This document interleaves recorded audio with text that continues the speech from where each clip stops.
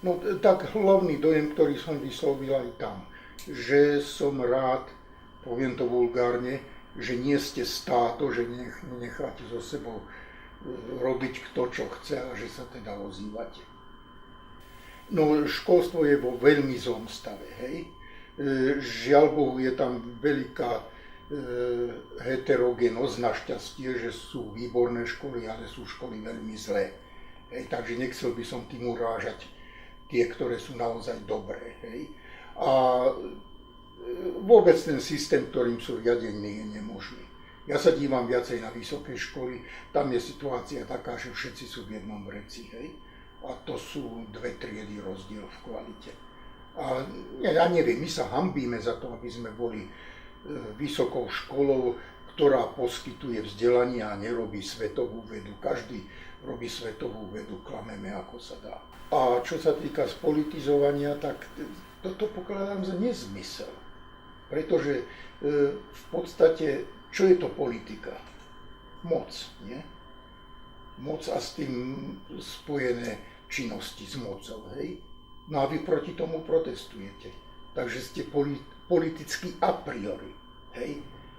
Tu by malo význam, alebo mohlo by byť nebezpečné, keby niekto povedal, že vás nejaká strana k tomu dohnala. A to nie, hej? Stranická politika, to je niečo iné. Ale ja si myslím, že politika je to a priori, tam netreba o tom diskutovať. No tak žiaľ Bohu, dlho sa to ťahalo, viete, chýba nejako v slovenskej inteligencii jedna trieda, jedna generácia. Hej?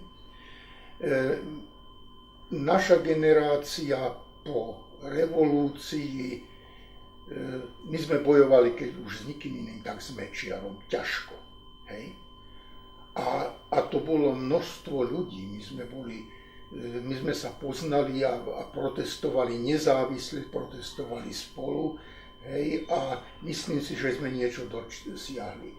Po našej generácii chýbala ďalšia a skončilo to prázdnotou. Hej. Že si moc robila, čo chce, nikoho nič nezaujímalo. Ano. A tým pádom ma veľmi teší, že ďalšia generácia sa ozýva, že jej to nie je ľahostajné. Ja dúfam jedno, že vaša generácia príde k voľbám, že nenechá rozhodovať o svojej budúcnosti niekomu inému. To nie je argument, že môj jeden hlas nezaváži. Zaváži. Dohromady, hej.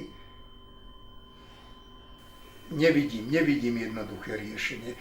Ja si myslím, že skôr je to v inom. Spoločnosť je skorumpovaná. U nás, povedal som, všetko sú peniaze a z toho vyplývajúca korupcia. A to sa odráža aj vo školstve. V školstve, kým sa tohoto nezbavíme, tak nezlepšíme ani školstvo.